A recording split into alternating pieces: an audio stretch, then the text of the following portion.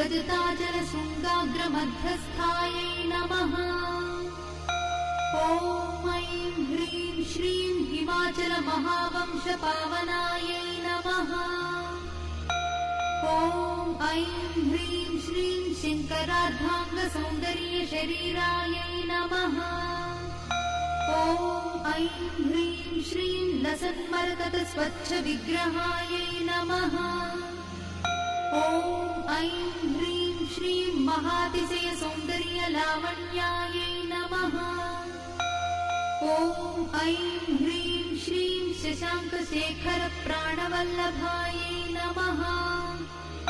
ॐ ऐं ह्रीं श्रीं सदा पञ्चदशात्मैक्यस्वरूपायै नमः। ॐ ऐं ह्रीं श्रीं वज्रमाणिक्यकटककिरीटायै नमः।